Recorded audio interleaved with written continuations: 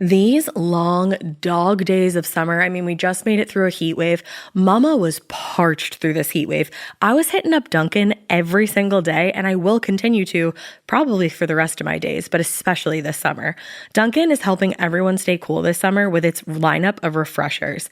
These drinks are packed with bold, fruity flavors and served ice cold. It's amazing. Dunkin' refreshers are the perfect afternoon pick-me-up. I like to start my morning with them personally, and then sometimes I go back for a second one because I'm just feeling crazy. They come in a variety of delicious flavors, including fan favorites mango pineapple and strawberry dragon fruit. And then for a limited time, there's black cherry and there's pink pineapple. I'm going to tell you something right now, and it's a bold claim, let me tell you, but I stand behind it. Pink pineapple will change your life. It is so good. It has me feeling like I'm sitting in a pool, resort side, just living, honey. It's so yummy. Try your favorite flavor with green tea, sparkling water, lemonade, or Dunkin's all-new limeade. I haven't tried the limeade yet, but I'm going to. Usually I get my drinks made with green tea and occasionally lemonade, but I do really like the green tea. Or if you don't want to build your own, try one of Dunkin's curated refreshers like the Cherry Lime Ricky or the Ultimate Pink Daydream. The Cherry Lime Ricky, scrumptious. I could drink like 3 of these a day. They're so freaking yummy. Head to Dunkin' today and find your favorite refresher. Dunkin' refreshers contain less than 1% fruit juice. Limited time offer. You know what's really terrifying? That unfinished college degree lurking in the background, just sitting there waiting for you. That's where Southern New Hampshire University comes in. With flexible online degree programs, there's no commuting, no rigid schedule, and no more excuses. Plus, they have some of the lowest online tuition rates in the U.S. Visit snhu.edu/morbid to learn more before your degree becomes just another story about what could have been. Every good detective needs a partner to support them on important cases. Think of a State Farm agent like your sidekick, there to help you along the way in your search for coverage. State Farm can help you choose the coverage you need, whether it's for your home, car, boat, or even RV. With so many options, it's nice knowing you have help finding what fits for you so you can get back to solving all of life's bigger cases. Go to statefarm.com or use the award-winning app to connect with a local agent and get a quote. Like a good neighbor, State Farm is there. Hey, weirdos, I'm Alaina. And I am Ash. And this is Morbid.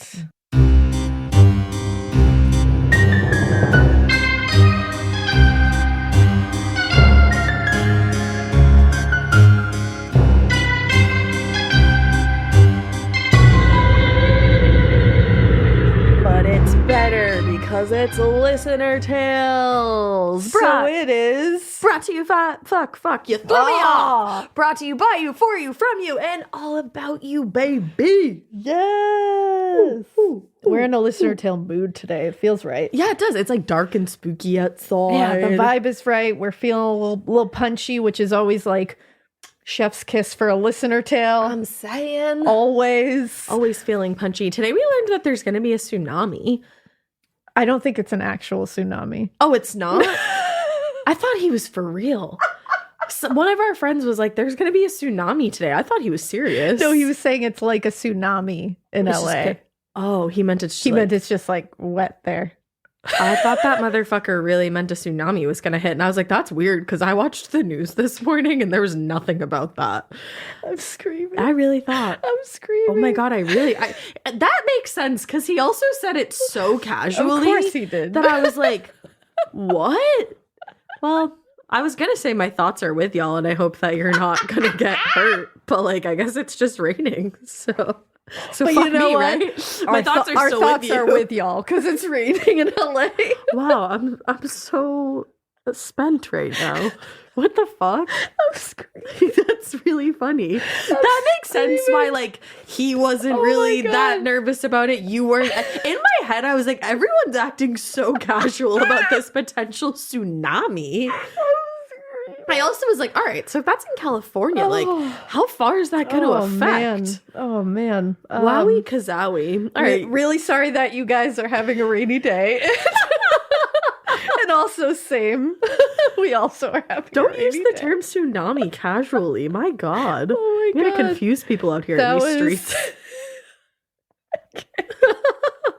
They You were literally about to throw thoughts and prayers out. I was. For like a rainy day. Thoughts. I was going to throw some thoughts out. That's about it. Just for a rainy day. I was just going to say, my mind is with you. Oh, okay. Thoughts and hugs. All right.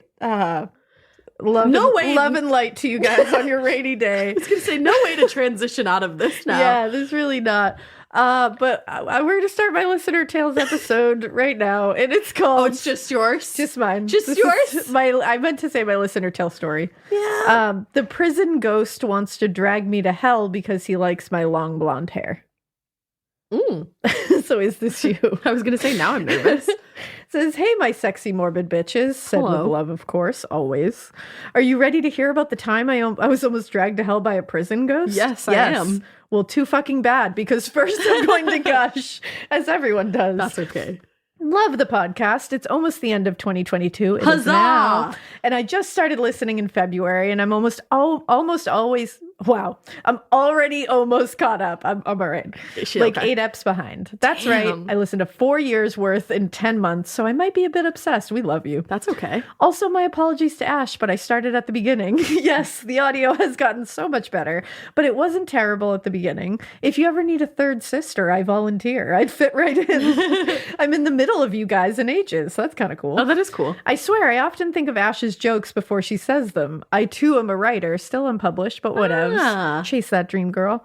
And my final selling point, I'm a Virgo, which is basically the cool version of a Capricorn. Sorry, Alaina. That's actually very true, but you don't have to be sorry because that's in Alaina's big 3. That's very true. I have a Virgo in there. Yep. So I'd fit right in. That's enough ass kissing. On to the story of how a prison ghost wanted to drag me to hell.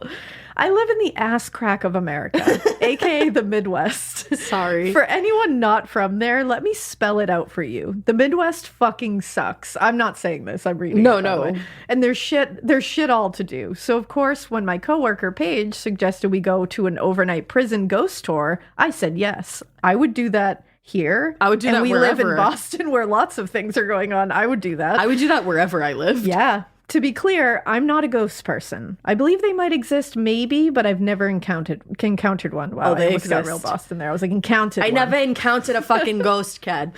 That keeps happening to me lately. I don't know what's happening, if I'm just reverting. Have you seen Papa a lot lately? Maybe that's what it is, but I think it's when we started the podcast, I tried to do the dialect Stifle. thing, which is like stifle the accent, because I didn't want it to be super annoying to anybody listening. And so I kind of did that, like what actors do, I guess, where they like just get rid of an accent. Did you They go to really? like I tried to stifle it a little. Yeah. But I've become like, well, you guys know me now. Yeah. And it's like, and it falls out every once in a while. Yeah. And people seem to think it's fine. I don't think And I was anybody's like- worried about so it. the other day, I think it was yesterday, actually, I said something to John. And I was like, well, we can just go back to tag it. It's fine. And he was like, to what? To tag it. To tag it. To And he was tag like, there it is. I love it. And the girls were like, she said tag it, Dad. Like, they're just like, we know what that is. The girls are like our biggest hype men, but especially yeah. yours. Even I will be like, ugh, Mama's gross. Like if you burp or something, and they're like, no, she's not. Oh, they are my little Like, army. I was joking. I love it. John's always like, oh my God. Yeah, Like, he doesn't- It's just a group of like Capricorns coming I at know. him. He It's doesn't just- stand a chance. And a Virgo. And a Virgo. So there you go. But yeah, it's great. But tag it. You'd think I would have plenty of ghost stories since I live in a fucking old house. Probably not as old as yours, Alaina. But I'm not sure, as I don't know how old your house is or exactly how old mine is. Old houses. Old houses. We have a water bill from 1904 that says old house, but that's it. Fuck, not even 3 paragraphs in, and I'm already off track. I did warn you. Honestly, relatable. Anyway, Paige and I decided to go to the Missouri State Prison for an overnight ghost tour. This sounds so fucking cool. I've included links to the prison, which does daytime historical tours that I think would be cool, as well as ghost tours. I've also included a link for the company that does ghost tours all over the countries. I'm sure that's cool. There's cool ones near you if you're so inclined. I am. You know, I've never done a Boston ghost tour. That's funny. I Never. have. I've done one on a whim. I want to do They're fun. the nighttime one. It's fun. Yeah. It's really fun. Let's go. I want to go back. I want to ghost hunt again with Sam and Colby. Yeah, manifest it. Like, it's happening again. We've already, like, whether they want us to or not, know. it's like, we're coming. We're essentially forcing a friendship, and it's fine, okay? Hey, Sam and Colby, we love you! I'm just kidding. Like, we're just like, we're coming back with you. They're I don't care. actively pending restraining orders as we speak. They're like, that's a no-go. That's a no-go for me, ladies. So, whatever. We're just kidding. So the ghost tour started at 10 p.m. and went until 6 a.m. So we ate at Red Robin. Yes. Best onion rings ever. Oh, lies. No. Ooh. Outback Steakhouse. Ooh. The Bloomin' Onion, Yeah. baby. And they headed out. It was about a 2.5-hour drive to Jefferson City. The universe really decided to set the fucking stage because it was a cold, rainy night. It knew what you wanted. And super fun. The road to Jefferson City is a 1-lane, twisty fucking highway. Ooh. There I was, feeling like Fred driving the Scooby Gang to the abandoned castle, where I would inevitably and stupidly say, "Let's split up, gang." The tour starts, and I'm skeptical. Some spirits were lighting up some orbs. People, including me and Paige, were feeling such things like cold breezes, hands grabbing us, etc. But still, I was skeptical because Virgo, remember? You felt hands grabbing you and felt skeptical about that. Because I got to tell you, like, I'm a Capricorn. I'm skeptical as fuck. But as soon as a ghost touched as soon as it goes blue into my ear, I was like, well, okay, I've changed my entire outlook on all of this. A little ghost baby put their finger into my fucking back, and I've never been a skeptic, though. Luce. Anything could light an orb. Ever heard of batteries and remote controls? And it could have been just in our heads that something was grabbing us. The thunder and the lightning in the cold, dark prison could easily make our minds play tricks on us. I became a little more convinced when we went to the gas chamber where prisoners were actually killed. Oh my gosh. The people running the tour had some kind of box. I'm not a ghost hunting expert, so I don't know the official name, okay? The box supposedly lets you talk to spirits or whatever. What's that called? I think it's a spirit box, actually. There's a spirit box, and then there's Oculus. the Oculus. There's two different ones. As a group, we crowded into the theater. Yes, there was essentially a theater to view the executions. There still is. And asked this box questions. It was muffled and otherworldly, but there were answers coming from the box.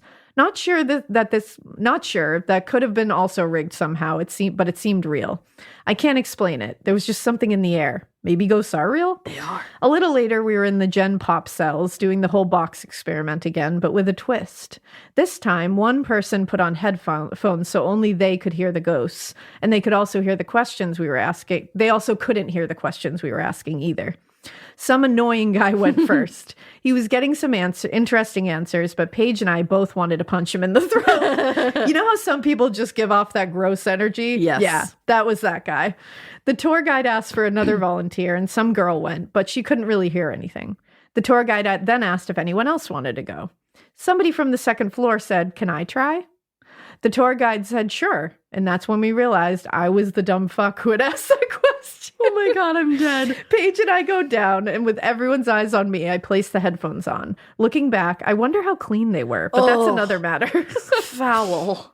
With the headphones on, I couldn't hear anything other than the sounds of the other side. It's hard to describe how it sounded. Almost staticky, but also kind of whooshy like water.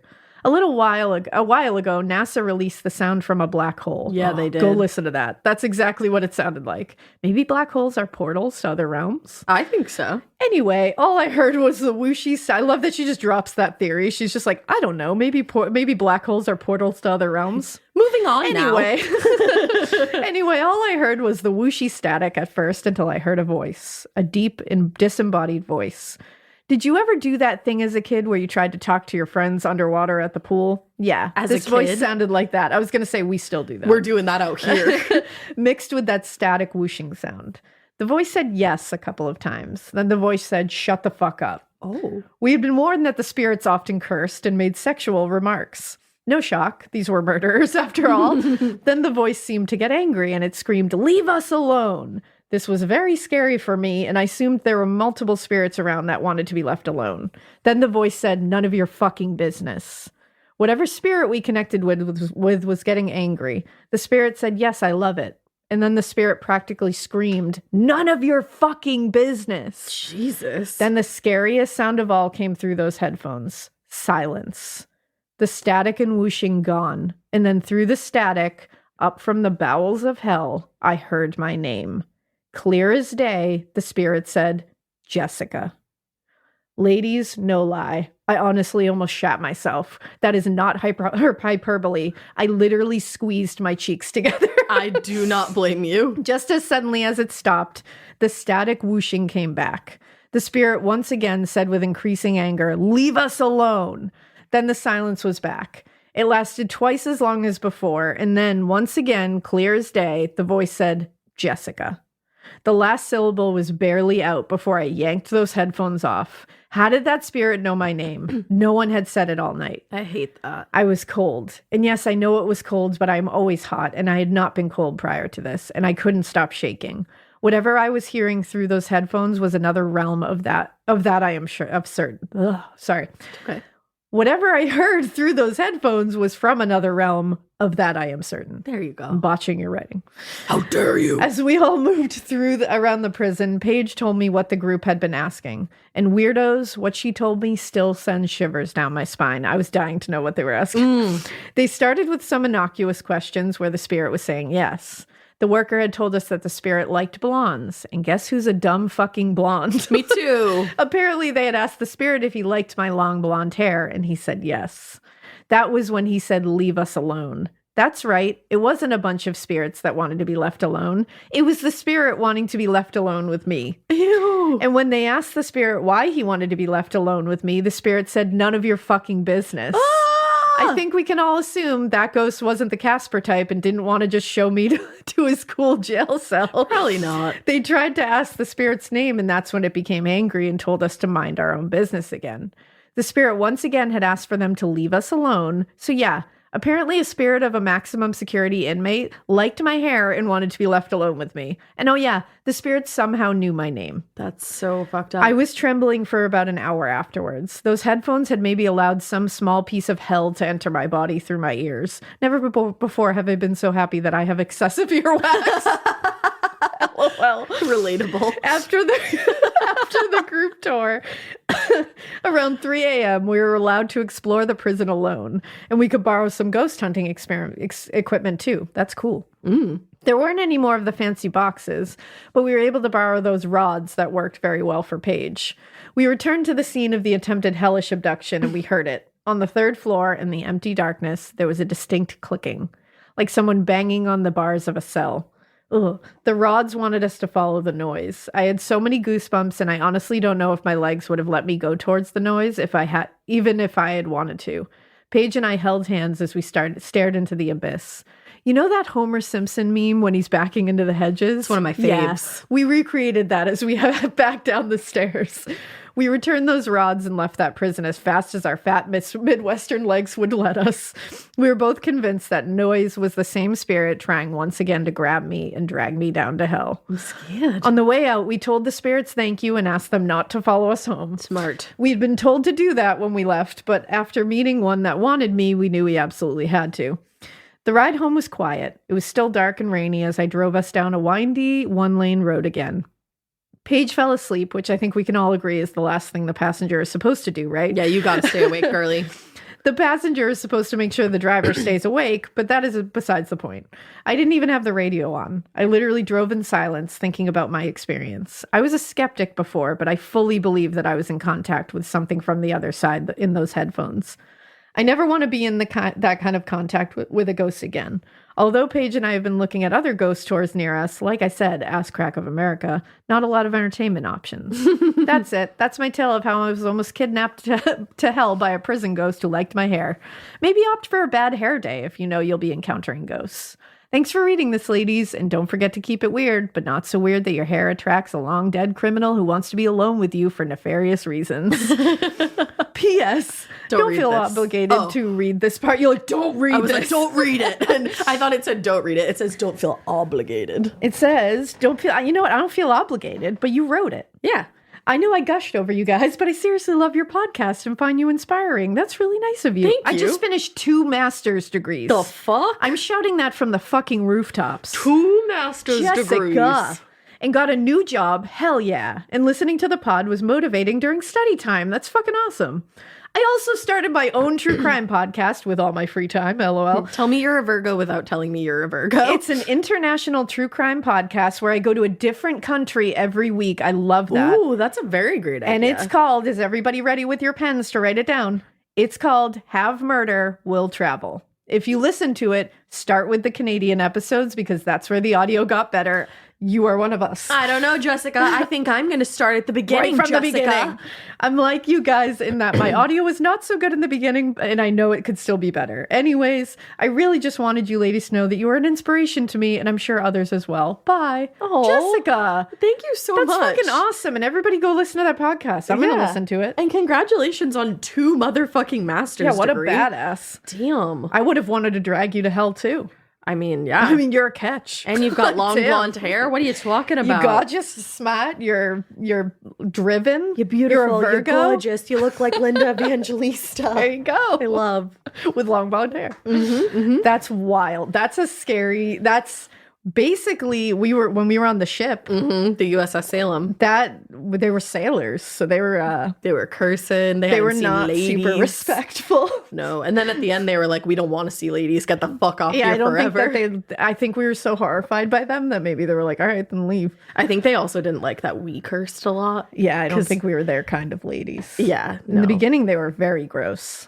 Like remember when Colby handed me the box and it just started saying like the most foul things Didn't it literally ever? say like spread? Yeah, it literally said bed. Yeah. And it said spread and tease. And I was like, you can have this back. I literally just handed it back. And then when I handed it back to him, it was like knee broken. Like it just started talking about like whatever very normal Colby. things. And I was like, what the fuck? Yeah, that shit was not cute. I was terrified. Oh, that was a scary one. But I want to go. I don't know if I want to go back to the USS Salem. I think I got everything I needed. I would go back there again. I thought it was, but I really want to go. I mean, I want to go to like the Villisca house really bad. Oh, I just need to see that. I want to go to the Villisca house, but everything in my body is saying, don't do that. Don't do that, girly girl. There's a few that I want to go to, so hopefully we'll be able to. Yeah, I agree. Near future. Yeah, even Sam and Colby said that the Villisca Axe house was very intense. House was one of the most intense. Yeah. I think I'd just never been ghost hunting before, and that was the first time. So it was a lot of fun. That was like the first like real time. Yeah, it was a lot of fun. But thanks, Jessica. Thank you, Jessica. You're a fucking baller.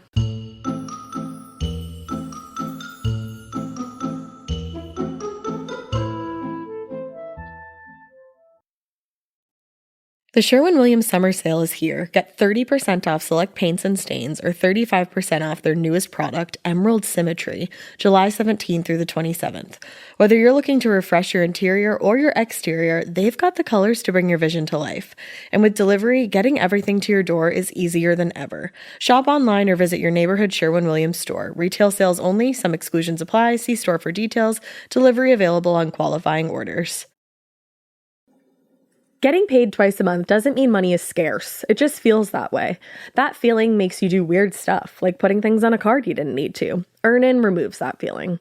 With Earnin, you can access up to $150 per day of money you've already earned, plus up to $1,000 between paychecks. Standard transfers take 1 to 2 business days with no mandatory fees, and expedited transfers start at $3.99 and cap at $5.99. 5 million people are already on it, and honestly, it's wild it didn't exist sooner. Download Earnin on the App Store or Google Play, spelled like earning money without the G. Type in Morbid under podcast when you sign up. It'll really help the show. Earnin is a financial technology company, not a bank. Access limits are based on your earnings and risk factors. Standard cash outs take 1 to 2 business days with no mandatory fees. Expedited transfers available for a fee. Tips are voluntary and don't affect the service. Available in select states. Terms and restrictions apply. Visit earnin.com for full details. Every good detective needs a partner to support them on important cases. Think of a State Farm agent like your sidekick, there to help you along the way in your search for coverage. State Farm can help you choose the coverage you need, whether it's for your home, car, boat, or even RV. With so many options, it's nice knowing you have help finding what fits for you so you can get back to solving all of life's bigger cases. Go to statefarm.com or use the award-winning app to connect with a local agent and get a quote. Like a good neighbor, State Farm is there.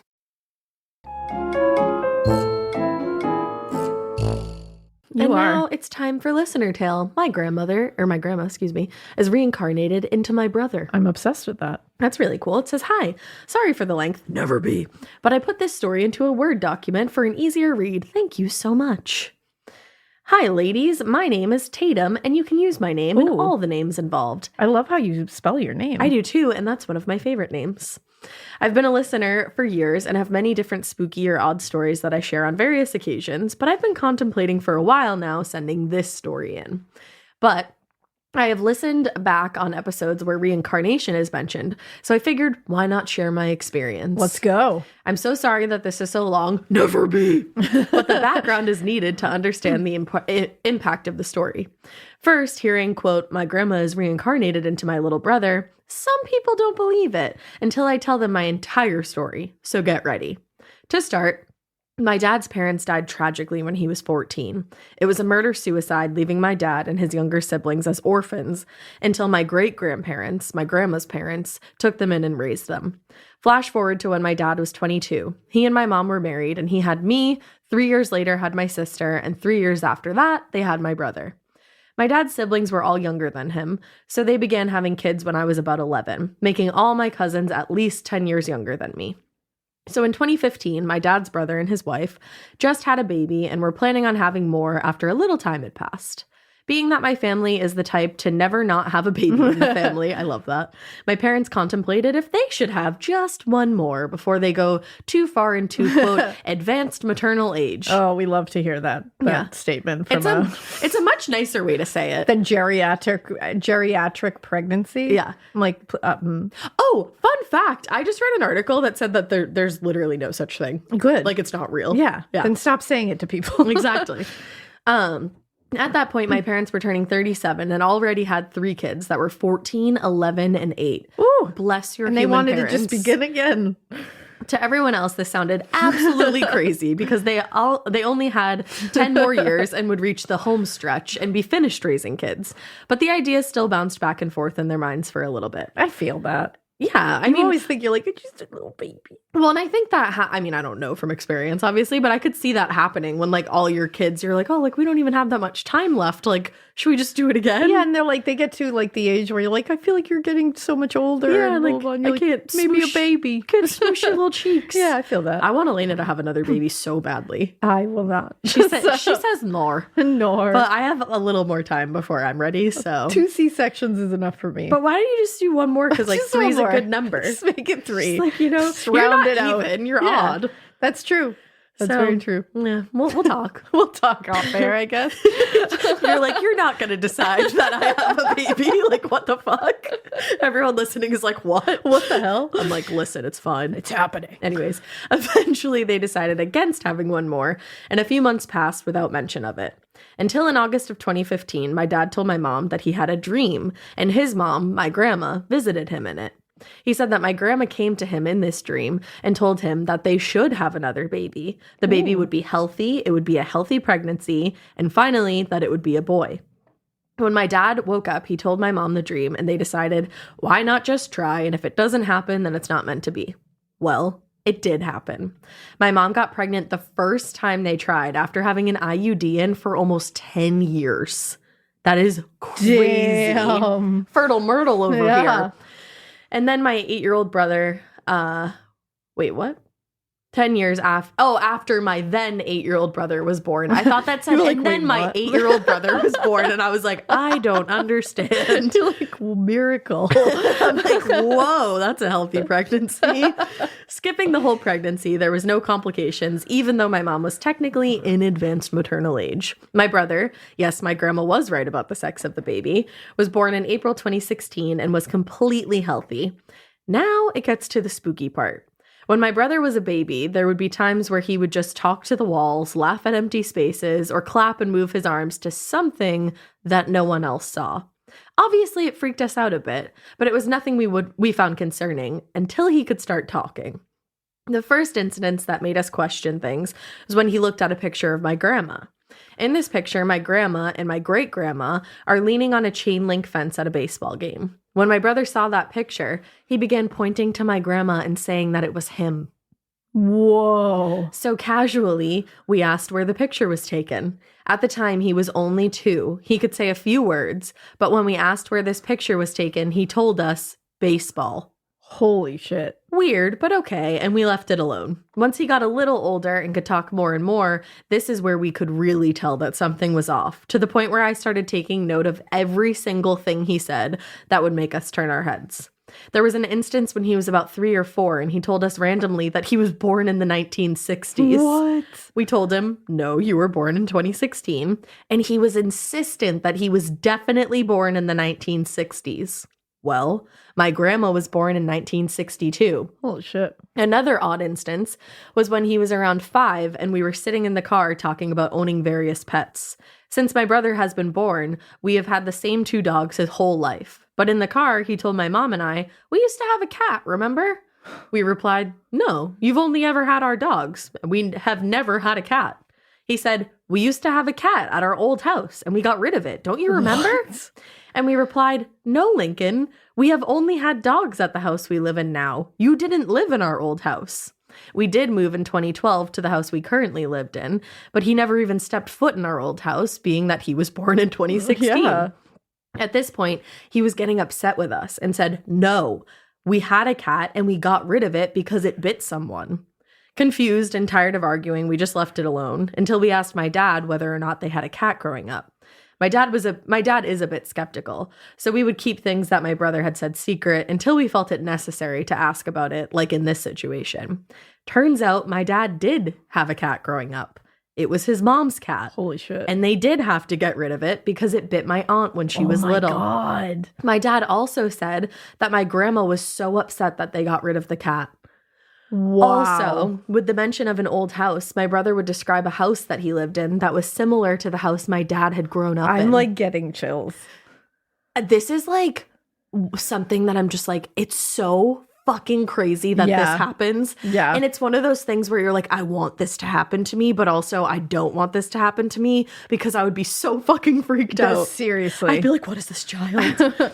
Oddly enough, the bond that my dad and little brother have, along with my little brother and great-grandfather, is insane.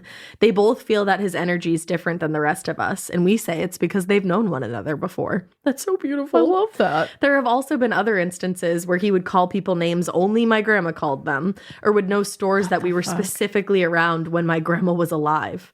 And when we ask where he heard that from, he doesn't give us an answer. He either gets embarrassed or becomes too upset at the question and will tell us, I can't answer that. I don't know what to say. Or he'll become uncomfortable and just say, I don't know, and move back to whatever he was doing before.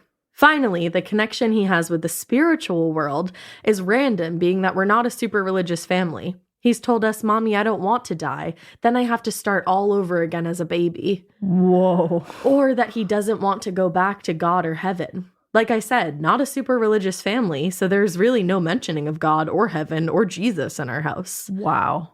Finally, last summer, I went to a medium and she came in contact with my grandmother. She described her to a T and was telling me things that my grandma wishes she could say to my dad.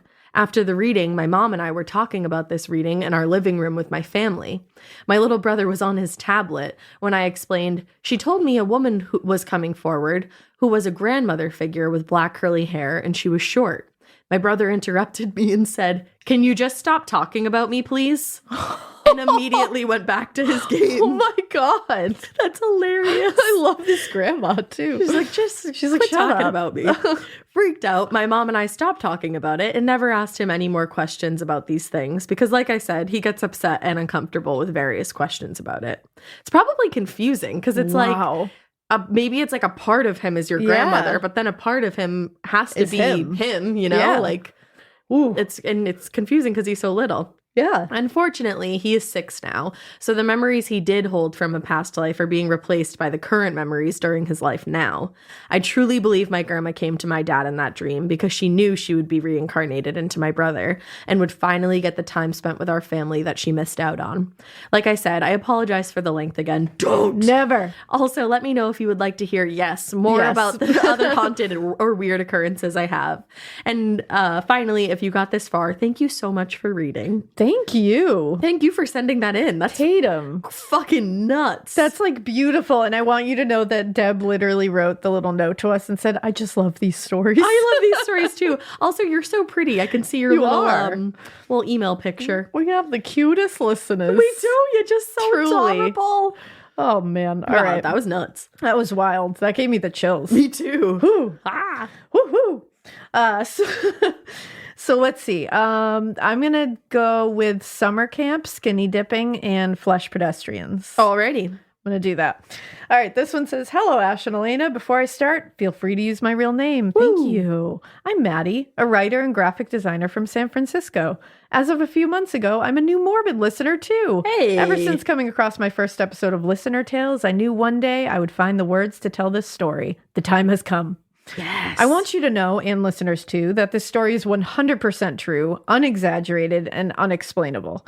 I've changed names for the privacy of people involved. I hope you enjoy, and thank you for being the best part of my daily after-work beach walk. Oh, I love that's that. lovely. Hell yeah. I'm so glad we get to do that with you. And I can see your little picture too, and you're adorable. Oh, and you even gave a read time. You guys are just next level. 11 minutes and 30 seconds. I was 8 years old when my parents dropped me off at sleepaway camp for the first time. It was a small Christian camp on a lake in New Hampshire. And if you're familiar with Christian subcultures, I am not. This was the not too spiritually traumatic type of Christian camp with campfires, capture the flag, water skiing, co-ed dances, and Jesus loves you type of Bible studies. All right. Not the speaking in tongues exorcisms, women should submit to their husbands, Satan is coming for you type of Christian camp. That's like the one that Andrew told us about. Yeah, that is. And thankfully, there was no talk of demons, possessions, or any of that spiritual warfare stuff. If you know, you really know. Icuric. There you go. My 45-pound, twiggy-legged 8-year-old self had such a heavenly time in the New Hampshire woods that summer. I love that. Yeah. That I went back every year throughout my childhood. Oh. I learned to water ski, I hiked hundreds of miles in the White Mountains, and made some incredible lifelong friends. And sure, we love to tell ghost stories around the campfire or jump out at each other in the woods at night, but camp was the safest place on earth to me. That is, until it wasn't. Oh, no. By high school, I was spending 2 full months at camp every summer, and this year was extra special. I was 16 years old, and it was my last year as a camper. After this, my best friends and I would age out, and we were determined to make it a summer to remember.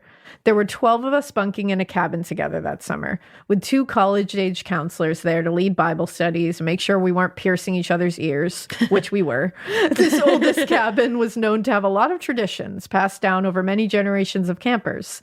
Initiations, late-night dance parties, stolen ice cream from the camp kitchens, and singing around the campfire with our brother cabin. My this God. sounds adorable. It sounds like bug juice. It does. I was thinking about bug juice. It doesn't come in a jar. Bug juice comes from who you are. But there was one tradition that was so secret, we swore up and down we'd never tell a soul. Ooh. Not even our future husbands or children's children. And I'm sharing it with you now because I learned recently that this tradition has been lost to time, for better or for worse. I say for better or for worse because it was during this tradition that I experienced the most frightening night of my life. I am literally so fucking effing excited. I'm ready. So I'm going to let you in on this sacred ritual. On a few special nights throughout the summer, we would sneak out of our cabin, trek through the woods and down to the lake, and skinny dip under the moonlight. I love. Now, it may sound innocent enough, but if there's one thing to know about camp, sneaking out was strictly forbidden. Some of the older administrators at camp patrolled the 500-acre property by night with flashlights, searching every corner for canoodling campers or, heaven forbid, some kind of intruder. There was even an old wives' tale about camp in the 70s when someone on night patrol found a man sneaking onto the property by boat. When police arrested him that night, they found duct tape, rope, and a 10-inch knife in his backpack. Damn. Moral of the story, if you were caught out after hours, you'd be shipped home by morning. On this fateful night, things did not go quite as planned. It was 1 a.m. when I woke up to my Baby G watch. Oh my God, Baby G. My Baby G watch alarm beeping next to my ear. I turned it off before it beeped again. Since I was a light sleeper, I'd been chosen by my cabin mates, to be the designated alarm. From the top bunk, I peered down to see our counselors, still sound asleep in the blue light of the moon. Phew, this was all part of the plan. Oh, I can see this. Just the fact that you snuck out with counselors in the room with you is like, whoa. That's intense. That's bold. Badass. I slipped out of bed wearing nothing but an oversized t-shirt and wool socks. I wasn't normally a sleep in socks kind of person, aka I'm not a sociopath. Thank you. I was literally just about to say that, so I appreciate you saying it for me. But this was the uniform for skinny dipping nights. I woke my bottom bunkmate, trying my best not to rattle the metal bed or trip over the hiking boots strewn across the floor. If our counselors woke up, we'd be in serious trouble. Oh my God, so intense. I know. They're like right there. Haley, I whispered, pressing her shoulder. She opened her eyes. I pointed towards the door and mouthed, "Let's go." And so Haley slipped out of her sleeping bag and woke the girls in the bunk beside us. And quietly as we could, we crept out of the cabin door into the chilly New Hampshire night. Haley and I walked hand in hand in nothing, and I mean nothing, but thick wool socks and oversized t-shirts down the gravel paths, weaving through the woods towards the lakefront. It was a half-mile walk, and the air was frigid, and the woods were dense around us. We walked in silence, just squeezing each other's hands in anticipation, knowing that our 10 cabin mates would be coming in twos just minutes behind us. It was best not to travel in a large group, so we would stay undetected. You guys are smart. I know, you had this down to a T. Yeah. We were on high alert. The quietest sound could tip off night patrol that campers were out of bed. As we limped along the path without headlamps to light our way, we tripped over roots and sharp rocks that poked up through our socks. Oof. I felt safe with Haley. She was one of my closest friends, bold, pragmatic, and unafraid. She could find a silver lining in anything, and to this day is one of the smartest humans I know. Oh. She works as a researcher and epidemiologist at Harvard now. Okay, Haley. I say this because what happened next cannot be explained away by science, not even by Haley. We were nearing the lake, weaving our way down a widening tree-lined path when we heard a branch crack in the woods. It was as if someone just a few yards to our right, hidden in the pine trees, had taken a step. We froze. We stopped walking and held our breath, squeezing each other's hands. A dim lamppost in the distance cast a warm light on the path. I turned to look at Haley and could see fear in her eyes. She broke the silence and whispered to me, "It's probably just a deer." I nodded. We started walking again, but this time someone or something was walking alongside us in the woods, just off the path. With each step we took, we heard leaves and twigs crunch to our right. When we stopped, the footsteps stopped too. My heart was pounding so hard it hurt. I still remember the feeling in my body, like my blood had turned to ice in my veins. Even in the cold night air, I held Haley's hand so tightly now we were slick with sweat. We walked faster, eager to reach the waterfront where the woods opened up to a sandy beach and the moonlight reflected off the water. It seemed safer there. We couldn't turn back now. The walk back to the cabin was pitch dark and wooded. It was safer to continue on. We walked faster and the steps began again in the woods, but they were getting closer. No. Twigs snapped and leaves crunched, and suddenly the footsteps quickened until they were crashing through the woods towards us. No, thank you. We stopped again and Haley let out a tiny whimper. And this time the steps did not stop with ours. The crashing continued, frantic and nearly on top of us. And then it emerged. Shining in the lamplight, a snarling, hairless creature barreled across the path just in front of us. It hissed and choked as if its throat was constricted. Its motion was thrashing, frantic, and frenzied. It barreled across the path, hunched over on all fours like some kind of contorted, long-limbed, naked human. I remember its emaciated form and arched spine, and the sound of its frenzied steps lurching over the rocky path like hooves. And then, without even glancing our way, it disappeared down the hill into the woods towards the lake. What? What the fuck did you see? What? Bitch, were you at Hogwarts? What? I Did you shit all over the floor and get swifty? What? Did you shit yourself? I was in shock. I'm in shock. Haley and I stood in silence for what felt like an eternity, afraid to move or breathe. Oh my God, oh my I whispered, God. trembling. What was that? Haley whispered back, terrified. And before we could say another words, two friends came tiptoeing down the path, approaching us hand in hand, cheery and unaware of the horror we had just witnessed. My, oh my. And looking back, I don't know why we didn't say something to them in that moment, but we grouped up in silence and continued our pilgrimage down to the lake. Are you shitting They me? were like, we really wanted a skinny dip. For real. Haley and I squeezed each other's hands so tightly that our fingers turned white and sweat pooled between our palms. I racked my brain for some reasonable explanation. A mangy, rabid coyote? Nah. It couldn't be. This was larger than any coyote or wolf I'd ever seen. A fisher cat? A sick deer? A black bear? No. None of it made sense. Why didn't it eat you? It's a not deer. It's not even not a not deer. Why didn't it eat you? We skinny dipped in the lake that night and crept quietly back into our beds undetected. You just told me that motherfucking creature headed toward the lake and you still went into the... What if that was the creature of the motherfucking Black Lagoon? What if it was in the lake with you? What if it grabbed your foot? It was right under your feet. I know it. It was looking Think at about your it now. butt. It was right under your feet. It was looking at It your was just butt. looking up at your feet, and it was just going, and it was like about to touch, and then it didn't. like it. And you were just in there in the lake. You were in there swimwear going to the pool shit. Girlfriend. Oh, though Haley and I convinced the whole group to walk back together this time without sharing what we'd seen. We didn't want to scare them. And more than that, we didn't even have the words yet. After creeping back into the cabin that night, I got into Haley's lower bunk and we stayed up whispering to each other, trying to process this horrific thing we'd seen. I was so relieved that she'd seen it just the way I had. The snarling sounds, the hairless limbs, protruding spine, and hoofed feet. That was the devil. That was the devil. The devil. That was Clegg. that was Satan. Satan. Clegg. And...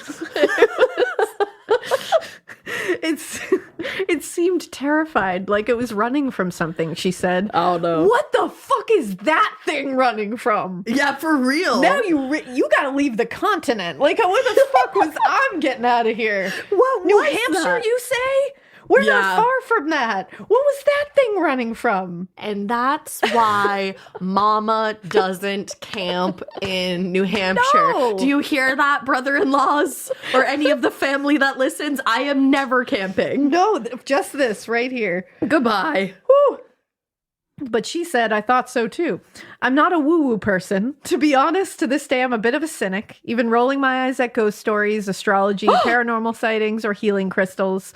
But I will never forget the feeling of evil, unspeakable darkness that surrounded that creature. That creature didn't make you a believer in astrology? Or a believer? Or Like it's just or a believer. like, Any kind of either. For many years after that, we never spoke of it again. I would speak of it every day. Single for the day. rest I'd be like, of my life. imagine if me and you saw that, we would never shut the fuck up again. Never shut the fuck up about it. A ghost blew in my ear, and I have told everyone that I have ever known. Retweet. Every day for the rest of my life. Re-fucking tweet. So if this happened, like, I'd be telling everybody. I would write a fucking news column I'd with the never same stop. headline every day about it. never stop. I saw a creature in the woods, bitch. That would be my headline. Oh, but there's more though. But Ah! something happened in my early 20s just a few years ago that brought it all flooding back.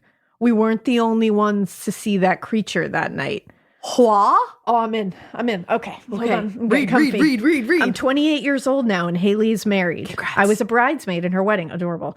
And at the bachelorette party, all her dearest friends gave toasts. I decided it was finally time to relive that terrifying night, this time under a more lighthearted lens. If you're ever going to live through something inexplicable and traumatic, you want Haley by your side.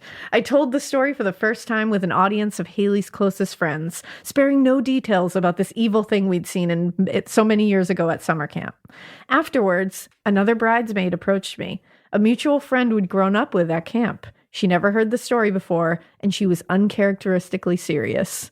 I have to tell you something. I don't want to share this with the whole group. It might have thrown off the mood. But you have to talk to my sister Erica. She was working at camp that summer, and she saw something that looked just like that. Bitch. And so she retold Erica's story, and I had chills running over my whole body. Do you see my arms? Even writing this now, I feel a bit trembly inside. Even listening to it, me as well. Erica was a counselor at camp that very same summer, just a few years older than us. She snuck out of her cabin late one night to meet her camp crush down by the lake. Oh my God, They were gonna Erica. canoodle. They were gonna canoodle. Get it? But I think this hairless creature might have ruined the mood. Yeah, that'll do it. They hid in the shadows on the porch of the scuba shack. The scuba shack is a little building just perched on the shore of the lake, housing scuba tanks and gear for campers who want to get certified to dive. That makes sense. Very cool. Erica and her summer crush, another counselor from the boys' camp, sat kissing and whispering when they heard something crashing through the woods. Oh my God. What a fucking mood killer. For Buzz real. Killington. Yeah. The very same direction Haley and I had watched this creature go as it ripped past us and down toward the lake. They looked on in horror as a hairless thing, heaving and snarling on all fours, crept towards the water's edge, hunched over in the moonlight, and drank water from the lake. It drank lake water? It didn't look at them, or seem to know that they were there at all. It paused for just a moment at the water's edge, then took off frantically back into the forest. Why is this becoming like comical though? That I just like picture this thing like It's like, and then he's like, I'm thirsty. It's like, I kind of love it. Like he's just hydrating. Yeah, you know, like I'm kind of growing feelings for it. I feel like he's, and I'm just gonna like blow my own spot up here. I feel like he's me whenever I do a Peloton workout. I just like snarl my way downstairs, glug some liquid IV really quick, and then like run back upstairs into the shower. All right. So it was you that summer. It was, girl. It was me. You scared the campers. It was me. It's just me when I work out. I wish get you could see my face that I'm looking at her with right now because I'm like, I don't know. Just ask John. He'll tell you. I just snarl my way downstairs all sweaty and gross. I grab a liquid IV. I just chug it. Then I just snarl my way upstairs. You're so weird. Like, what? What? I am so scared. He was just working out. Okay, so the next morning, the camp pastor called an emergency meeting. I bet he fucking did. And this is where things take an even more terrifying turn. Pastor Greg said, it's the devil. It's the devil. It's Clegg. He's here. I know. He has come to us. He has come in to this Christian camp. I don't know. He's like in New Hampshire. We're like giving him a very strong. He's like, he's here. He's at the camp. He's here, guys. He's here. That's what he said. He's here. This is where things take an even more terrifying turn. I know this man well. We'll call him Pastor Greg. He's a kind, middle-aged theologian. He spent his summers. He spent his summers offering mentorship. I was like still looking at the word theologian. Sure. He spent his summers offering mentorship to the camp staff. Oh, that's very nice of him. During the year when camp wasn't in session, he pastored at a Presbyterian church on the East Coast. For those who don't know, I don't know actually. So thank you for telling me. I don't either. I never know the differences. No, me either. Presbyterian Christians are stereotypically stiff, sometimes called God's frozen chosen. Wow, all right. Good to know. They don't worship with their hands up or cry in church, and they definitely don't talk about demons or dark spiritual things. Oh, so he didn't do that. Think staid hymns, wooden church benches, and community potluck dinners. Oh, I'm coming for dinner. That's what I would make sense. Do you know what a staid hymn is? I do not, just but like I assume just hymns. Okay. But on this morning, Pastor Greg gathered the camp staff together for an unprecedented morning meeting, looking unusually solemn. I didn't sleep last night, and I'm not sure how to say this. He looked around at the group of 40 apprehensive counselors. I woke up with a weight on my chest, like something evil was here on camp grounds. I don't know. I've never felt something like that before, so I just stayed up and prayed. And I know camp is a safe place, and God is present here, but I felt I needed to share this. There is a dark presence, and I encourage you all to be in prayer and stay vigilant. Can you fucking imagine? And is it a horror movie? Is it terrible that if I was in this meeting, I would be so fucking excited? I would be like, say it again with the accent. Yes. Give it your all. Yep. Let's midnight mass Once it. more with feeling, Pastor Greg. I'd be like, are we in the next season of Midnight Mass? I'd be let's go. Are we going on a hunt tonight? I'd be like, Mike Flanagan, are you here? I'd be like, are we going to light our torches and just what's going to happen? Like, I don't want to kill it or anything. I just want to see it. Yeah, I got to know. I would be so freaking effing excited. Hearing something evil is here on camp, I'd be like, let's fucking find it, Pastor Greg. We're in a horror movie. I would be so excited. So Erica and her camp crush didn't dare tell Pastor Greg about what they'd seen that night. Because they were practicing abstinence. Because they were necking. And now, years later, her younger sister was sharing her account for the very first time with me. I felt the blood drain from my face. I didn't know whether to feel better that I wasn't alone, or like my understanding of the world as a safe place, undisturbed by some dark, unseen power, was shattering before my eyes. Even Pastor Greg, with his cheerful and composed demeanor, had felt disturbed by a dark presence at camp. I'm obsessed. As I'm writing this, it's been over 10 years since that horrific encounter, and it's still the most scary, most unexplained thing I've ever seen. It has me questioning everything I believe about the world, God, and the thin veil between our world and some other world of other. More and more in my adulthood, I can't believe I'm even using that word. I'm starting to believe there are rare spiritual places in the world where that veil is especially thin. Totally. I believe that too. Totally. And sometimes frightening and dark things can crawl through it. And maybe more often, beautiful, divine things peek through it too. Camp is one of those thin places, I guess. And I know I came out on top with enough amazing friends and wild memories in those New Hampshire woods to last a lifetime. So, as I like to say, keep it weird, but not so weird that you find yourself half naked in the New Hampshire woods, confronted by a horrifying, hairless flesh pedestrian that makes you question everything you know about the world. Yeah, don't keep it that weird. Or maybe fucking do. Maddie. That was crazy. Also, I have What a little the bit fuck? of a theory. Because at camp, there's plenty of kids like sitting around telling like ghost stories and Yeah. shit. And then you get super freaked out. Like everybody's freaked out at camp a Of little course. bit. And things like that, like to feed off of it. So it's like rife for this kind of The activity. energy is right. That's my theory. That's your, I like it. That's it. Damn. That was one of my favorite listener tales that we've ever been sent in. That took me. I'm I not even also- joking. I visualized that entire thing. Me too. I felt like I was watching a movie, and I think you maybe should write a book about it. I think you should maybe TM that. TM. TMing for Maddie. Yes. TMing for Maddie. Reserving that the story. rights. For Maddie. Reserving rights. Yes. Do you ever see people sign off emails like that? I never Yes. know what that means. But you know what? We're doing it for you, I'm Maddie. just going to start doing it. I'm going to be like, happy Monday. Here's this. Reserving rights. People are going to be like, what? We're going to get 800 emails explaining to me Yes, what that 100%. means. Thank you. You're welcome. You're welcome. Sorry, Deb.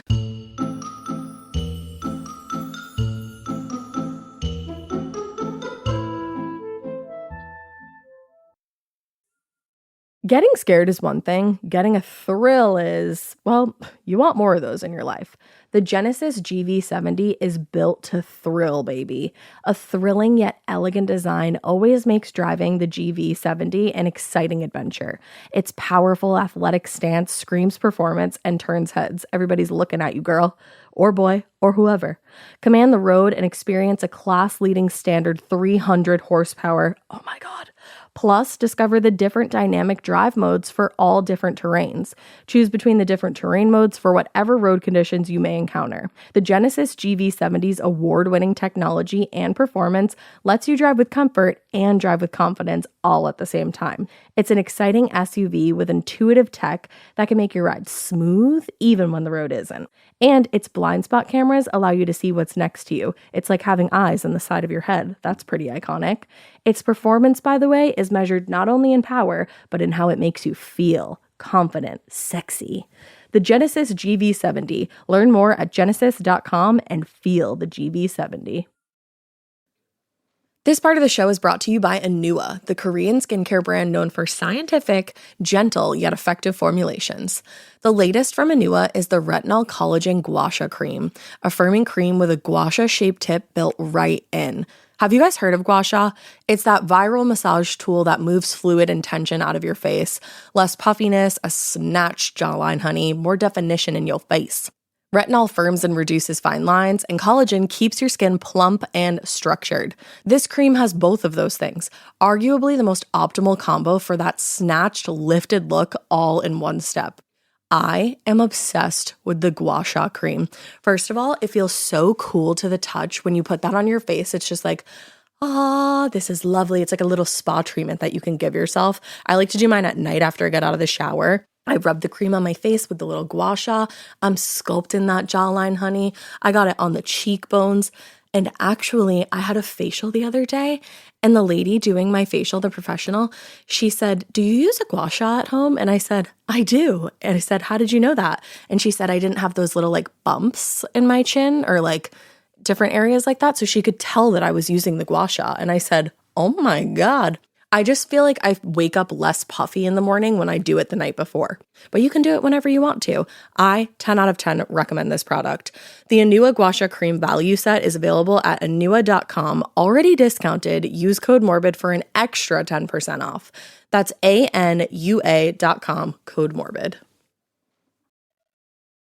The best summer pieces are the ones you end up wearing on repeat, comfortable, versatile, and somehow right for almost every occasion. Quince makes it easy to create a summer wardrobe that you'll love, with elevated essentials made from premium materials like European linen, organic cotton, and washable silk, without the traditional retail markup. I love that! Quince's 100% European linen pants, dresses, and tops are the pieces that you absolutely will reach for all summer long. I absolutely love their linen. I have so many pairs of their linen pants, which you can dress up or you can dress down in the summer. Like, say you're going to a nice dinner, you can pair it with like a silk shirt, a really cute necklace, some good, makeup and an updo. Or if you're just looking for a more casual look, you can do the linen pants with like a loose button-up shirt and you still look really chic, kind of like, I don't know, Diane Keaton vibes, I kind of think. Also, it's not just apparel. Quince also offers elevated essentials for your home, from bedding and bath to kitchen essentials and furniture. They have it all, honey. I am a big lover of Quince, and I really do think you will be too. Make your summer wardrobe feel easier. Go to quince.com/morbid for free shipping on your order and 365-day returns.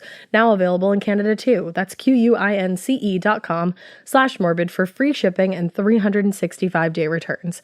Quince.com/morbid.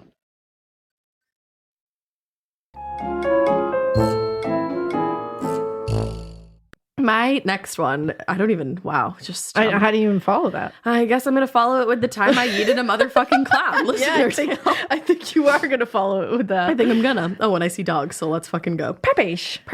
It's really fucking funny. You're really funny lately. Lately.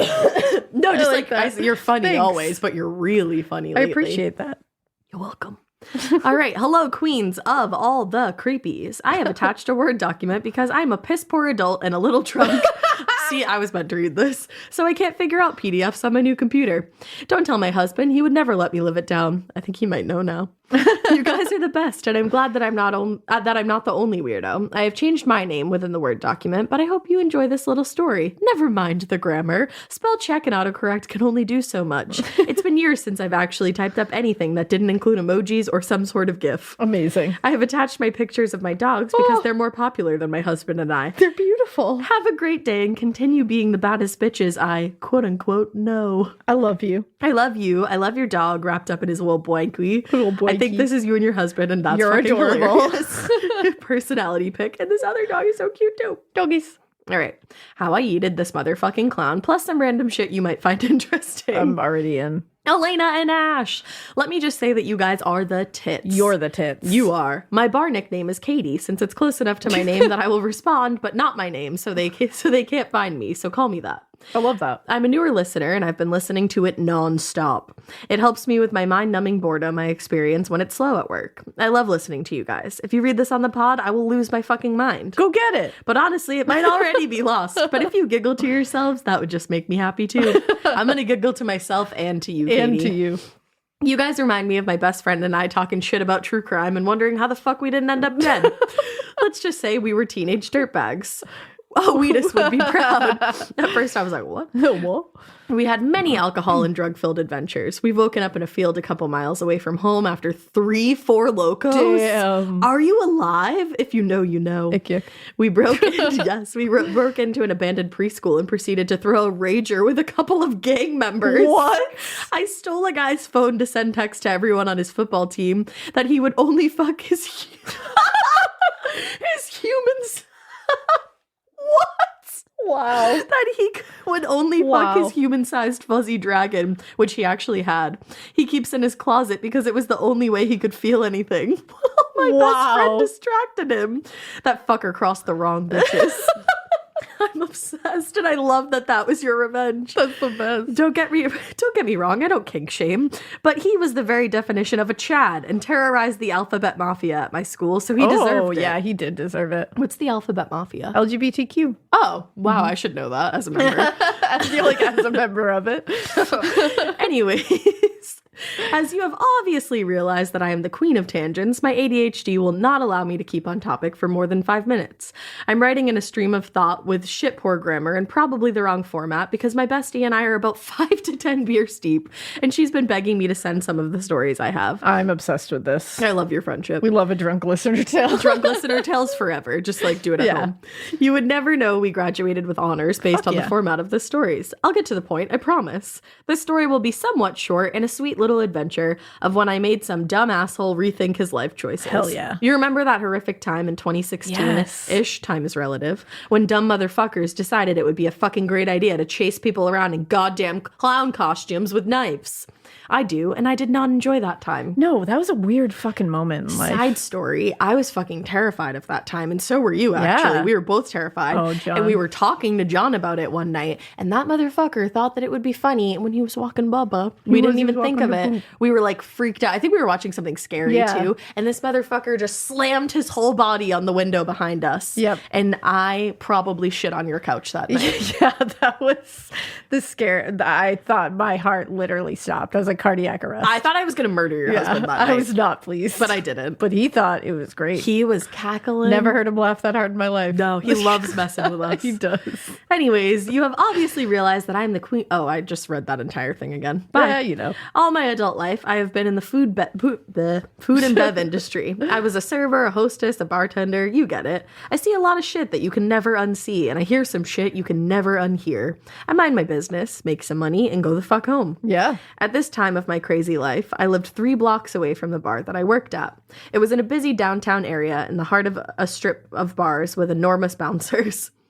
You would have to be stupid to fuck with these guys and gals. I made friends with all the ones on my route home just to make sure that nobody would approach me. Normally, my why the fuck are you talking face repels men, but drunk men are morons. I love that you have a why the fuck are you talking face. Everybody should have one. To get home, I have to cross 2 streets down and 1 street to the right. So like an L. I'm geographically challenged, so describing directions is never something I'm going to excel at. I feel that. Me either. I get lost in my own town that I've lived in pretty much my whole life. I just need landmarks. Like, I'll just be like, turn left at that grocery store. It's never like a street. Yeah, no. Never a street. I say hi to the bouncers as I walk home, and they watch to make sure no one fucks with me as I take my happy ass home. That's awesome. I usually run across the street instead of using crosswalks because those are for the weak. I also feel that. I then cut through a short alley since I'm kind of dumb. I watch and listen to a ton of true crime, but when it comes to convenience, I'll roll the dice, I guess. The night in question was busy at the bar and in the general area. I didn't get off work until around 2 a.m. and I was so fucking tired. All I could think about was the mac and cheese I was going to shove in my face hole and the squishy bed I was going to drown myself in. I walked out of one of the back doors to see the cops had cordoned off parts of the main drag and the bouncers were helping with crowd control. Well, fuck me, I guess. I had to go around the cordoned off sections, which took me through 2 alleys that I did not normally go through. I could have gone around the block onto a well-lit street, but nothing was going to get in the way of the gooey deliciousness waiting for me. I understand this. Mac and cheese. Yeah, it'll make you do crazy things. Yeah, good thoughts be damned. I knew I should keep my head on a swivel and keep an eye out for drunk creeps, but the vast empty space I call my brain was engrossed in the foodgasm I was preparing for. Well, I was halfway through the first alley when I heard someone entering the alley. It echoes, which is why I knew someone was there. I looked over my shoulder, and to my horror, it was one of those fucking clowns. No. My feet faltered a little, and he stopped, did the creepy head tilt, and took off running toward me. Oh, the creepy head tilt, too. You know exactly the one. Oh, my God. I just took a long breath, looked up at the sky, and said, for fuck's sake. P.S. Do you know if it is like for the sake of fucks or no fucks to offer up for the sake of myself? I think about this too often. For fuck's sake. I like that. I think it's for the sake of fuck. Yeah, that's what I always looked at it as, but I'm glad that you just took me on a different journey of what it could be. You just never know. You never know. I think it's for whatever you're hoping. Katie, it's whatever you feel. Katie, I agree. Because I love you. I do too. I grabbed a tight hold of my backpack and took off faster than I had the energy for. I was never a long distance runner, which is why I chose to be a goalie in soccer, because fuck running. I agree. I always said I will only run if someone is chasing me, and if that wasn't putting the bullshit in the universe, I don't know what is. I ran out of the alley, across the street, without looking for traffic, because I'd rather be taken out by a fucking car than give this asshole the satisfaction of stabbing me. I am also with you on that. Retweet. You could recover from that anyways. Yeah, exactly. He was still hot on my tail, but I'd gained enough distance to make it to the next alley and tuck around the corner. I was tired, but best believe I had a fucking plan for this guy. I quietly took my backpack off as I heard him sprinting down the alley. And by the grace of God, or whatever deity I was praying to at the time, my timing was fucking perfect. I swung my backpack full of books and whatever the fuck else I randomly threw into my backpack that day into this fucker's face. Yeah. I swear I saw his life flash in his eyes as he was yeeted into the fucking air and landed flat on his back. Yes. I stood there for a minute watching him rolling around in pain. I wanted him to realize who the fuck he had fucked with. Hell yeah. The knife, which turned out to be fake, Of was course. laying at my feet. Oh my God. My inner bitch, think exasperated mom with a toddler that learned his lesson after being told 5 fucking times not to do something, took over my body.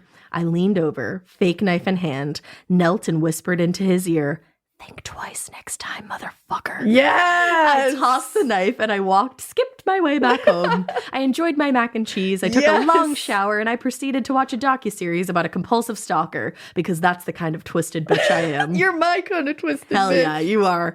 I'd like to think that he questioned all of his life choices that brought him to the moment where he chose to wear a clown costume, buy a fake knife, chase a random woman minding her own damn business, only to end up with a 15-pound backpack to the motherfucking face. But one can only hope. Like, can you imagine being that dumb? Like, you have at least 3 parts of the costume to get into to change your mind. Yeah.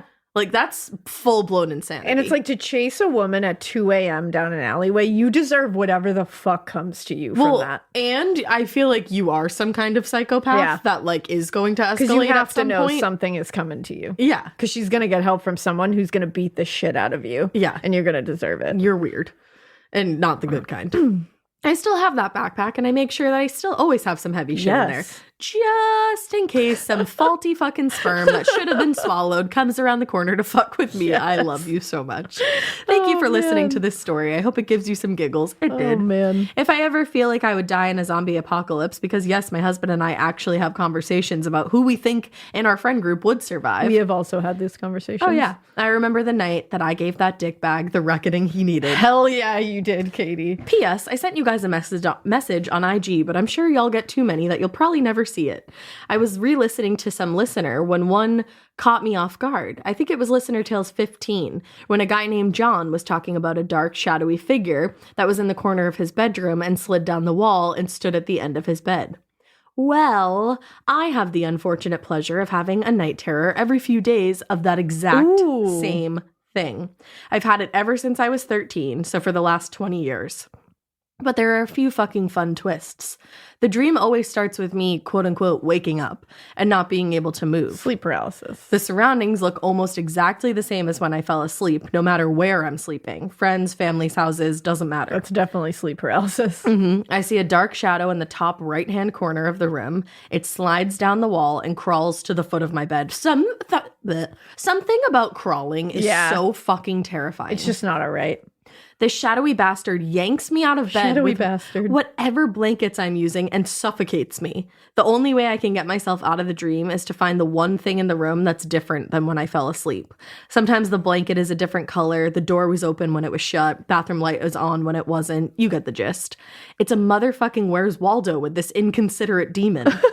Anyways, have a great day and give everyone hugs. Only if they want it, because consent is a thing. We need more love in this world. Yes. Here are my dogs, because everybody needs to see how adorable they are. Leo and Luna, my sun and my moon. I love that. Oh my god. You are fan-fucking-tastic. Katie, I'm obsessed with you. I'm obsessed with you and your husband. I'm obsessed with your dogs, and you're a badass bitch. You're so so funny, and I want to be your friend. I absolutely love you. Wow. We're friends now. That was great. So you're stuck with us. All right. Holy shit.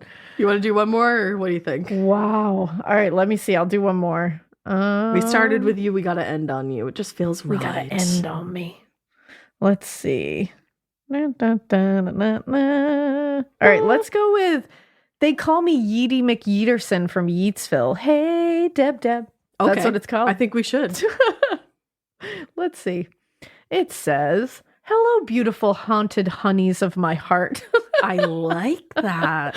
I've attached a 14-point double-space put-up of my story about the time that a sex worker saved my life. I apologize in advance for the grammar and junk. I try my best, and I am silly. I love that.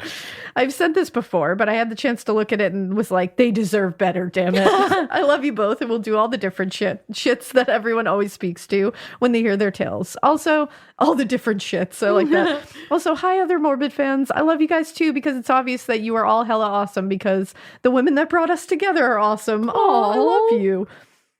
All right. The first line starts out saying, yo, yo, yiggity, yo. Things First I of never all- thought I'd hear Alaina say. First of all, let me just say this is in list form because I beyond one sometimes. Number 1, Bailey is amazing, and I feel your family's love for her when you talk about her, and I know that every time you do, she does a little happy dance among the stars. Oh, her birthday was yesterday. It was her 13th birthday yesterday.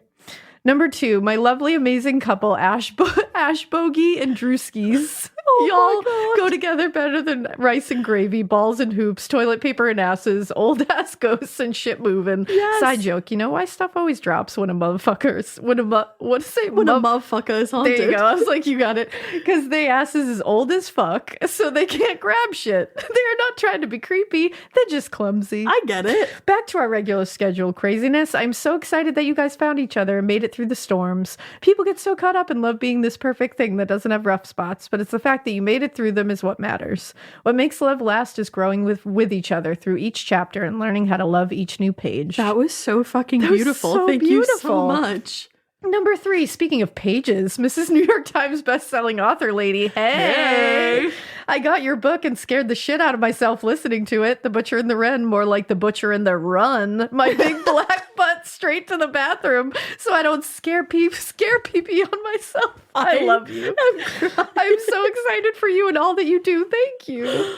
Number 4, y'all both have just the best people in your lives. What up, Deb, John, Drew, the minis, aka kiddos, and the cats. Oh, I love you. I love you so much. They say hi back. Now the regular gushy feels. You beyond fab, sexy, smart, silly, spooky, crimey, mommy, TT sister bitches are the shit.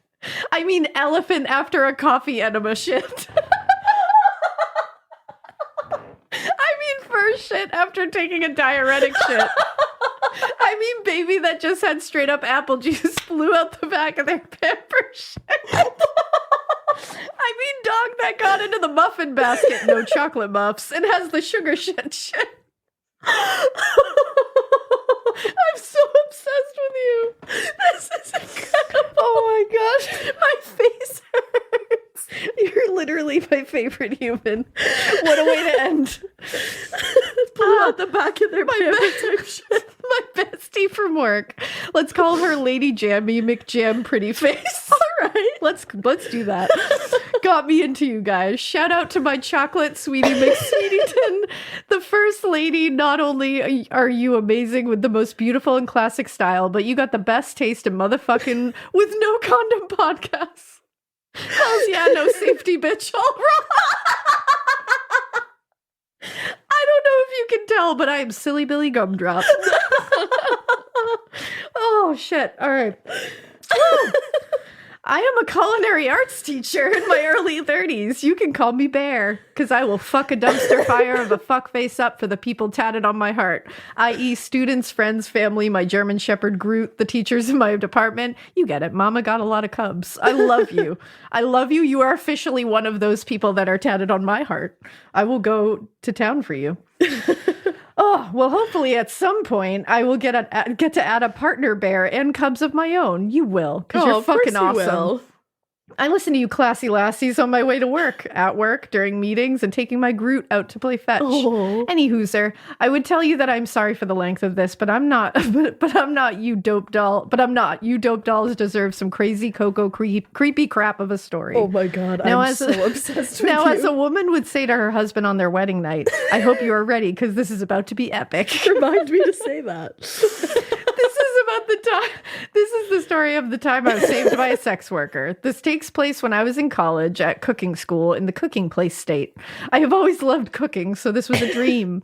P.S. I would adore the chance to cook for you and your family. Seriously, just email me back and I will totally be your personal chef for the week. Oh my God. Holy shit. That's a dream. It was the second month of school, and we were trying to get used to the schedule. In cooking school, you have 6-hour classes. I'm like seriously crying. I am too. In cooking school, you have 6-hour classes in the morning. Damn, it sounds long, but it was lecture, cook, clean, wrap up, so it went fast. At this, there was no classic college movie dorms. So what they did was rent out entire buildings from the apartment complexes around the school, and we would stay there four to a 2-bedroom apartment. This place had a gym, and because I was an anxiety and depression-filled bad bitch, and in high school I played basketball, volleyball, did track and fields, and I took dance class during the day, I wanted to work out because I was eating like a chef hobo because broke. To be honest, as a public school teacher, still broke just with fucking bills. Sorry, off topic. Anyway, I was in the gym, and here comes in this 6'7" guy with long hair and braids looking like Ludacris in the early 2000s, except stretch him out and give him paler skin. He was cute in a weird way. I could see it. He had a 5'1" henchman that followed him around as a stripper follows the men throwing $100 bills, making it rain on. I love you. So for this story, I will call these balloons filled with rotten dicks and boiled balls by their height. 6'7" started a conversation with me about the fact that they're from New York and we're here visiting because their grandmother had passed and he really missed her. So of course my bleeding heart was like, oh my goodness, let me heal your pain with my magic box. I had my slutty time in college, but no STDs or kids, so I win. Yeah, a girl after my own heart. He and 5'1" planned on coming over the next day to chill with me and my roommate. The other two were from cooking place states, so they would go home on the weekends. Saturday evening comes, and we were chilling in the apartment, and my friend and 5'1" hit it off. So me and 6'7" went into room so I could share my condolences with him. And after a bit, we came back out, and they chilled for a couple more hours. I'm literally obsessed with you. They left and told us that they would come back the next night, which was fine because it was a 3-day weekend, so we had time to kill. It is like, it's not like we were in college and had a 7-page paper on the history of foodborne illnesses in America that was due on Tuesday that neither of us had started or anything. No, never. No, we slept all day because college and procrastination. When the guys came over that night, we were drinking that good old Arbor Mist. We was high-class bitches on that mist. I don't think I've ever even heard of that. Anyway, 5'1" said he had to use the bathroom. The common area was messed up, so my roommate let him use the one in her bedroom. He was in there for a while, so when my roommate noticed, she went to the room and saw him going through her and her roommate's shit. She was like, what the fuck are you doing? He gave us some excuse about admiring the stuff they had on their wall. She said, yeah, the pics of Aaliyah and Boys to Men are fucking art. And I came up behind her screaming at him about how he was being a bag of sour cream and onion cunts, and that he was... And that is when 6'7" started laughing and saying some dumb shit about how they were going to take some shit and leave. What? I was like, no, the fuck you aren't. I went in the room, took the shit out of 5'1's hands, and told them to get the hot hell out of my apartment. I was visibly shaking because I had never experienced that before. That amount of the fuck and why you so stupid. So her and I were discussing this, trying to calm down, when all of a sudden we hear voices at the door. It was 6'7" and 5'1" back, but we heard 2 female voices too. They started banging on the door and it didn't sound like they used a hand. Ooh. I crawled to the peephole and saw a gun beating on the door. Oh my God. My heart fell out of my ass, rolled into my room, and hid under my bed. My roommate could tell what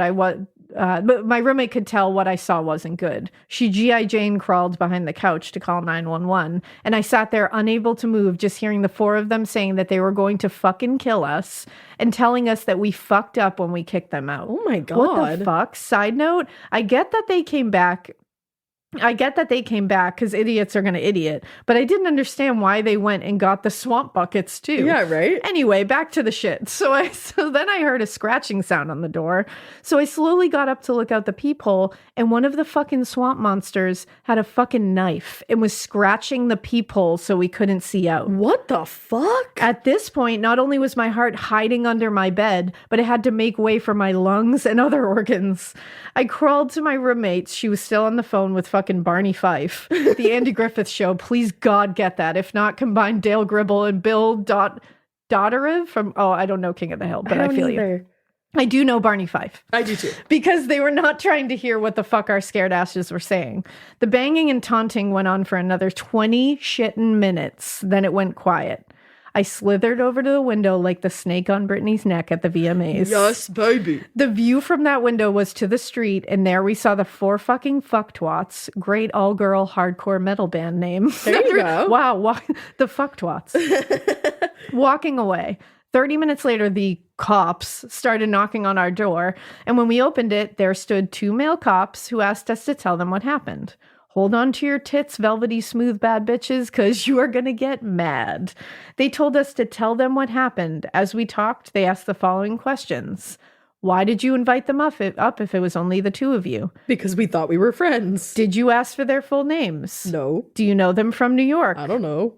Why aren't your parents home? Because this is college. You girls should know better than to have men in your apartment. I'm sorry, what? Did you ask them to leave nicely? It's my fucking property. I don't fucking have to I don't ask have in to any do kind that. of manner. Fuck you.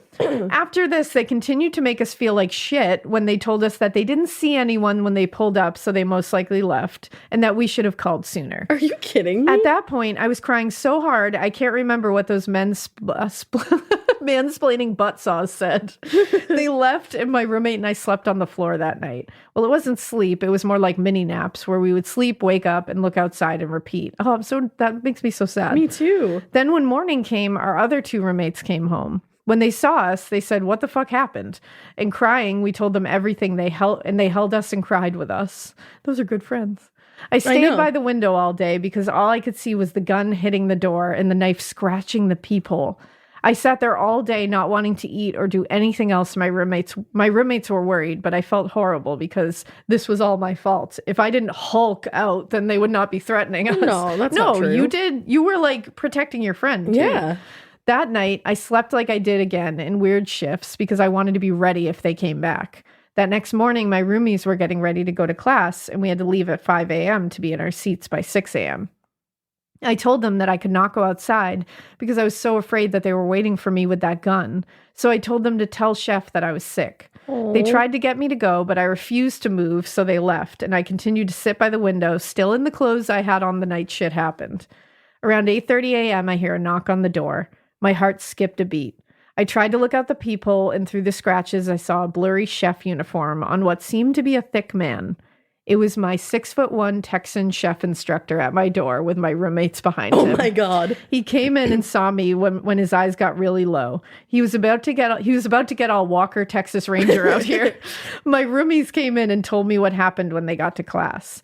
They told him what I said about being sick, and he called bullshit. So he sent the rest of the students out early, and he told them to tell him the truth. Oh my God. They laid it out for him like an episode of fucking 2020. He was mad and got them in his dad van, and he brought them back to the apartment. I'm obsessed with We this sat man. there on the floor. I don't know why we had fucking sofas, because we stayed on the floor like ass at a club.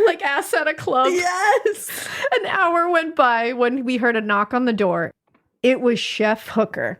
He had a girl with him that I had never seen before. Chef Hooker said he had information that I needed, and if he or his dumbass friends come to bother us again, fuck the police, he was going to handle them. Oh my God. He left me standing there with this girl, and I was visibly shaking and crying. She told me that 6'7" was her boyfriend, and he was visiting her for the weekend. Oh my God. My eyes got really big because I friggered, word I made up that you can say however you feel like, her man. You're like, sorry, girl. Friggers. Well, you didn't know. In my head, I was like, I've seen Jerry Springer in every trashy reality TV show. This bitch is about to kill me. I say that because I am not a fighter. I have never been in a fight, and I don't plan on it anytime soon. No. I told her what happened and what he said and what he did and about the 2 bitches they had with him. The bitch tits. The bitch tits they had with him. She looked at me, having a full-blown panic attack while I tried to apologize, and that is when she said, look, I don't want to fight you. I can tell that you are kind, and this is all about the fucks that are downstairs in my apartment right now. Yes, luscious ladies, they were staying down the fuck stairs in the apartment below us. Are you kidding me? I was What? fucking done at this point. Overwhelmed, confused, sad, and all the other feels. She asked me to go downstairs with her to confront him, and I said, no way am I going to see him. He had a gun. She said, trust me, he had my gun, and it had no bullets. So holding her hand, I walked down the stairs to her room and saw them both sitting down there playing a fucking video game. Losers. She busted in that damn door like SWAT and said, you rotten bitch, did you fuck her? Oh my God. He said no without even looking up. She yelled, look at her. Did you tell her that your grandmother died and that's why you were here, bitch? She slapped the shit out of the back of his head like he should have had a V8. Not fuck the bitch in apartment 8. I'm obsessed with you. He turned around and looked at me and said, I don't know that bitch. She hit him again and said, you don't know Bear? She lives upstairs. And you threatened her. He acted as if he had no clue who I was or what she was talking about. She threw his shit at him and his friend and told them to get the fuck out. She was done with him and she did not give a fuck what he did to get back to New York, but it will still have nothing to do with her.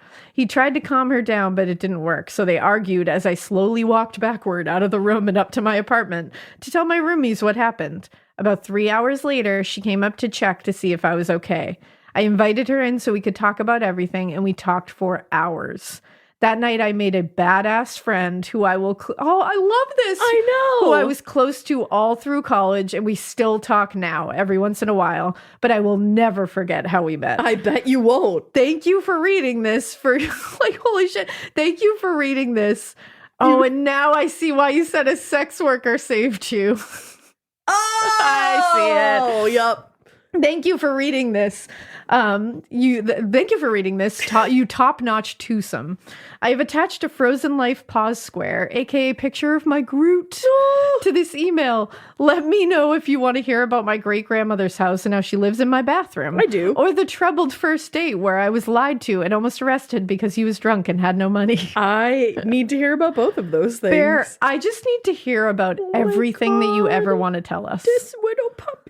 These 2 widow puppies. You're beautiful. I love them. Oh my God. Beautiful. You guys are so fucking funny. Bear, You guys are so fucking funny. That was what so a fucking crazy funny. story. He literally lived downstairs. That Like, what? is terrifying. What, sir, is wrong with you? Was living downstairs or staying downstairs Yeah. at the very least. And just playing video games after threatening you, after cheating on his girlfriend. destroying and then your property. Threatening you Yeah. with a fucking knife and a gun. And the knife scratched out their people. Jesus. My God. What is That wrong with people? Wild. Wow. Wow. You guys deliver. You truly did this time. I mean, you always do, but holy shit. Yeah, guys, if you have a listener tale, feel free to send it in to morbidpodcast@gmail.com and put listener tale somewhere in the subject line. You do it. And we thank you for listening. And we hope you keep it. Why aren't you joining You're me? not, you said you didn't say, and I hope you keep listening. Oh, what You the just said, fuck? I was wondering, I was like, where are you going? I'm melting. We hope you keep listening. And we hope you keep it weird. I was looking at you all crazy and you were looking at me all I was crazy. like, we're 400 episodes in. We're over that. Bye.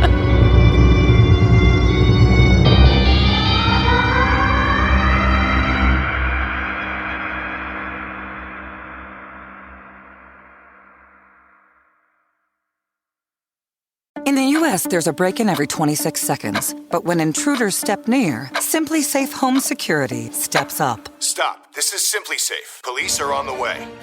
Using AI alerts, U.S.-based live agents help deter break-ins. Simply Safe, no long-term contracts. Save 50% on your new system with professional monitoring at simplysafe.com/SXM or with promo code SXM.